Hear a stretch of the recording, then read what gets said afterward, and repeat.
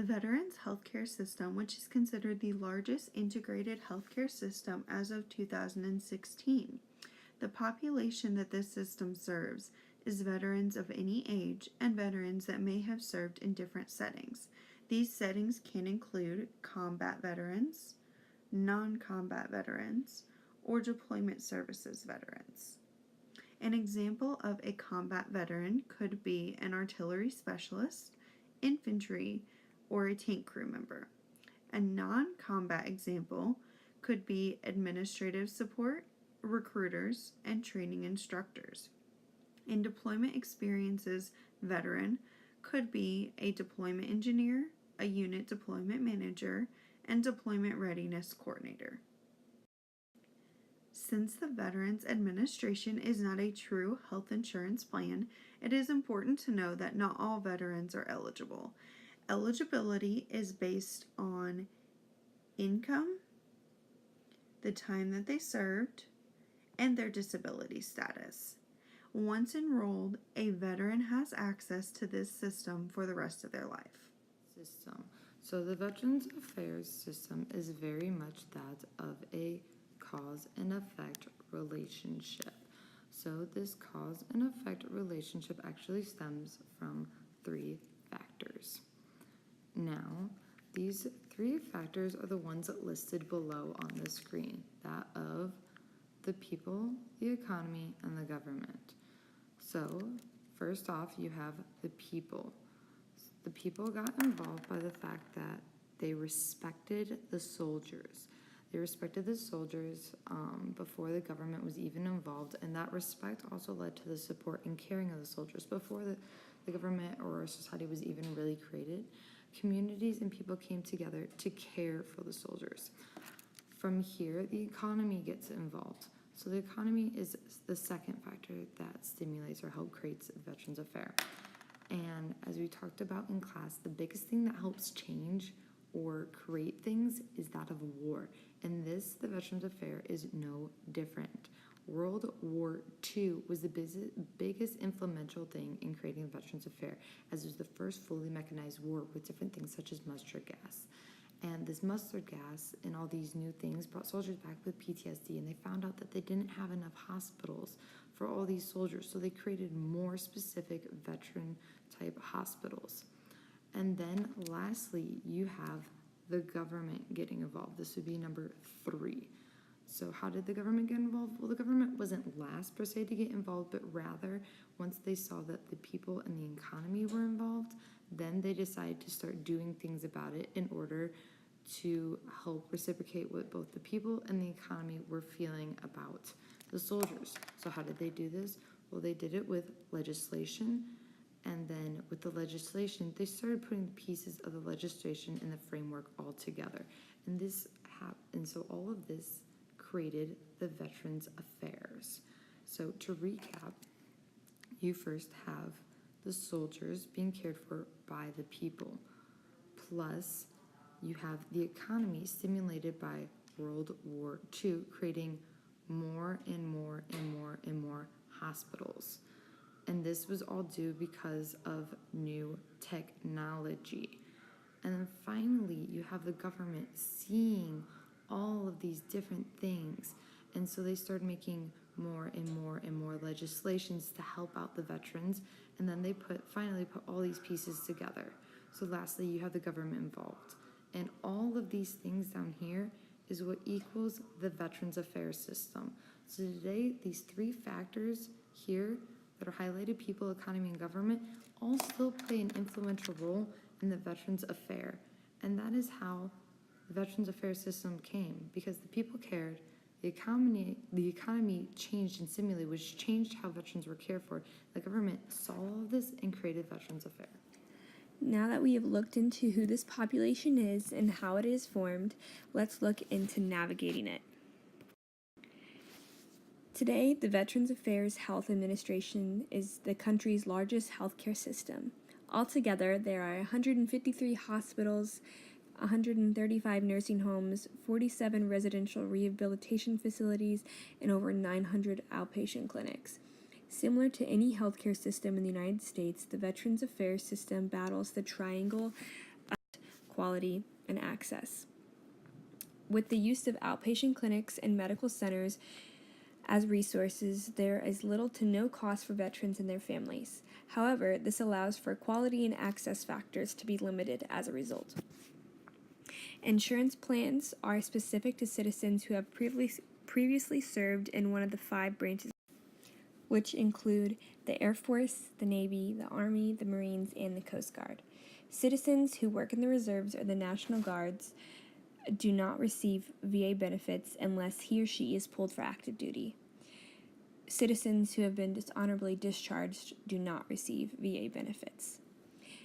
The Veterans Affairs began giving health benefits in September of 1980. There are few exceptions to this mandate, but a citizen must have been an active member after this date to receive health care benefits. Additionally, family members may be included in the veterans' coverage if the criteria is met. Coverage is applied to the family members of veterans who are entirely and permanently disabled, and for those with children with spina bifida. Also, family members receive coverage if their veteran has passed away from serving in the military.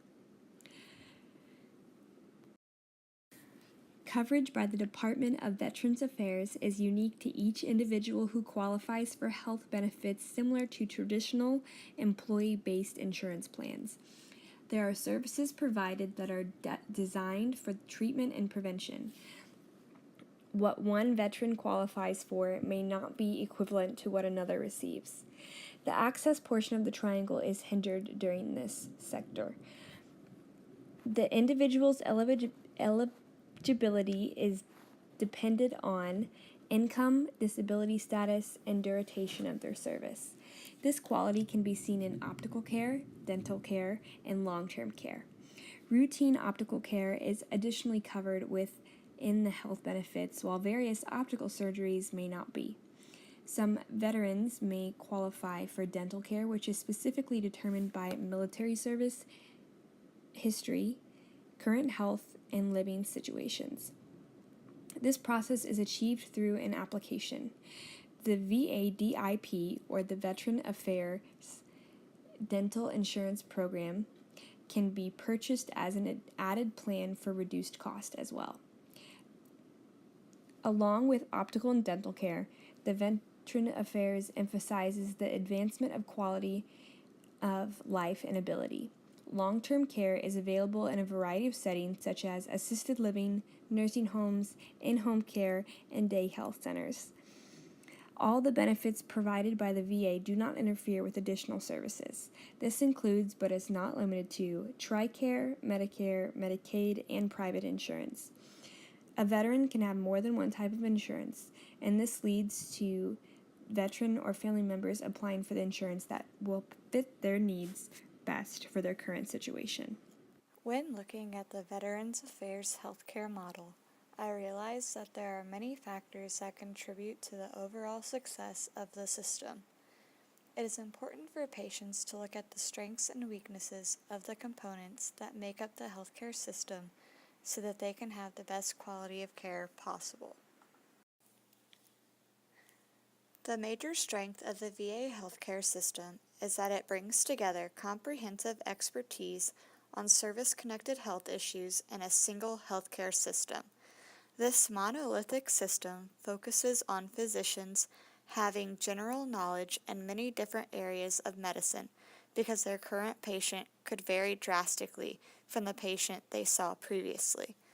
Along with physical injuries, the VA also specializes in treating mental health conditions because everything falls under one system. The treatment that patient receives for mental health can range from post-traumatic stress disorder to substance abuse. Further, the VA has a long track record that includes national programs in audiology and speech pathology, blind rehabilitation, chiropractic care, physical medicine and rehabilitation, prosthetic and sensory aid services, recreation therapy, and polytrauma care. The VA's second core strength is a team-based, veteran-centric model of primary care that focuses on patient-driven, proactive, and personalized care. This team-based approach focuses not only on disease management, but also on other aspects that enhance a person's overall wellness. The physicians at the VA focus on health promotion, wellness, and disease prevention, along with the managing of the disease. As a result of these multiple aspects, more healthcare professionals are going to be needed to ensure that there are no gaps in their patients' care. The final major strength of the VA is that they take a holistic approach when treating their patients. This approach focuses on the mental state of the patient and progression of the disease, instead of only focusing on what brought the patient into the doctor's office.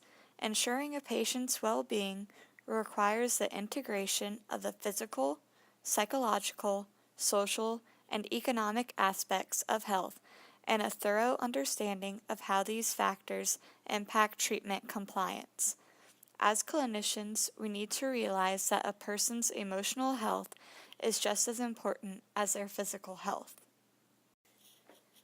The main weakness of the VA healthcare system is that the VA medical center officials did not always document or conduct required reviews of providers in a timely manner when allegations were made against them. This lack of paperwork caused the physician to be without vital information, and as a result, the healthcare provider was not competent enough to provide the best quality of care. Without the proper medical history, it is hard to determine a proper course of treatment because you want to challenge the patient with strengthening exercises, but it is important that you do not overexert or cause further injury to the patient.